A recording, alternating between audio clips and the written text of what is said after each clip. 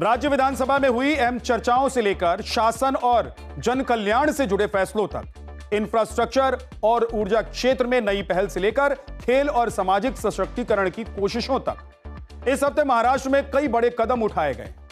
आइए डालते हैं एक नजर राज्य से जुड़ी इन सभी अहम अपडेट्स पर। पेश है हमारा खास सेगमेंट महाराष्ट्र 360। महाराष्ट्र के मुख्यमंत्री देवेंद्र फडणवीस ने राज्य विधानसभा में साल 2026-27 का बजट पेश किया। इस बार बजट 7.69 लाख करोड़ रुपए का है। सरकार ने इस बार खास तौर पर कृषि, बुनियादी ढांचे, नवाचार और जन कल्याण पर जोर दिया है। मुख्यमंत्री ने कहा है कि सरकार की नीतियां विकसित महाराष्ट्र 2047 के लक्ष्य को ध्यान में रखकर बनाई गई है।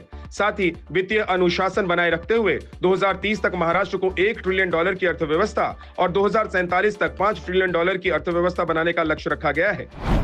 राज्याची अर्थव्यवस्था सन 2047 पर्यंत $5 ट्रिलियन करणे हे राज्याचे मुख्य ध्येय आहे।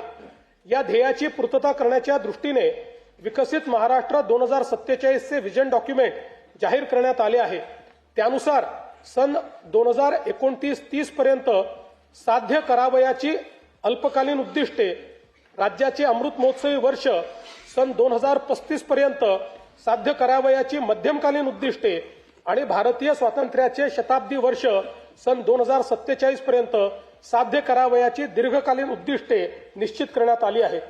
राज्यातील 30 सप्टेंबर 2025 रोजी पीक कर्ज थकीत असणाऱ्या पात्र शेतकऱ्यांना 2 लाख रुपयापर्यंत कर्जमाफी देणारी पुण्यश्लोक अहिल्यादेवी होळकर शेतकरी कर्जमाफी योजना मी आज जाहीर करीत आहे।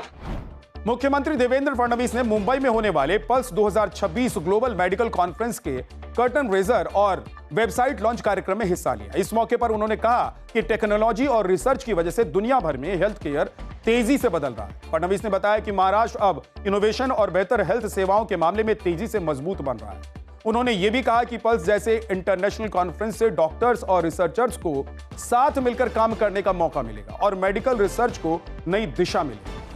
Pulse 2026 global medical conference Mumbai में जियो वर्ल्ड सेंटर में आयोजित किया जाएगा। यह सम्मेलन 27 और 28 मार्च 2026 को 2 दिन तक चलेगा।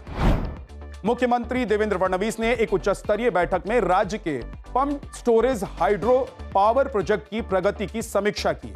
यह प्रोजेक्ट जल संसाधन विभाग के जरिए कई निजी कंपनियों की भागीदारी के साथ विकसित किए जा रहे हैं।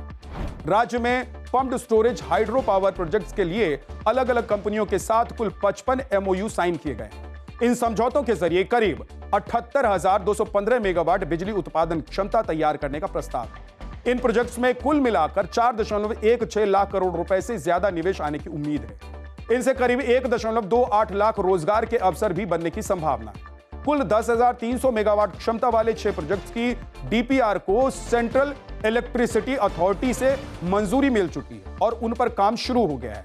वहीं 8200 मेगावाट क्षमता वाले 5 अन्य प्रोजेक्ट्स अभी मंजूरी के चरण में हैं। डेप्यूटी सीएम और खेल व युवा कल्याण मंत्री सुनेत्रा पवार ने मुंबई में एक अहम बैठक की अध्यक्षता की। इस बैठक में 2025-26 सीजन की राज्य स्तरीय खेल प्रतियोगिताओं के आयोजन और तैयारियों की समीक्षा की गई। छत्रपति शिवाजी महाराज कप राज्य स्तरीय वॉलीबॉल टूर्नामेंट अंबरनाथ में आयोजित किया जाएगा। छत्रपति शिवाजी महाराज कप राज्य स्तरीय कबड्डी टूर्नामेंट नागपुर में होगा।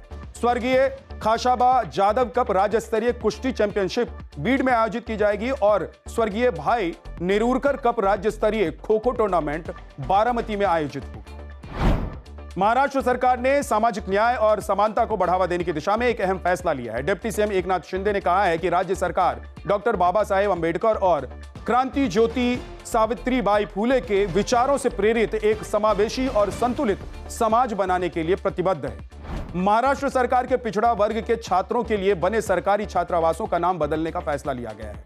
अब लड़कों के छात्रावास डॉक्टर बाबा साहेब अंबेडकर सरकारी हॉस्टल के नाम से जाने जाएंगे, वहीं लड़कियों के छात्रावास सावित्रीबाई फूले सरकारी हॉस्टल के नाम से जाने जाएंगे। डिप्टी सीएम एकनाथ शिंदे ने कहा है कि यह पहल डॉक्टर अंबेडकर और सावित्रीबाई फूले के विचारों से प्रेरित एक आदर्श और समान समाज बनाने की दिशा में अहम कदम है। तो ये थे इस हफ्ते के सभी खास और बड़े अपडेट्स महाराष्ट्र 360 में। अगले हफ्ते फिर मुलाकात होगी, तब तक अपना ख्याल रखें।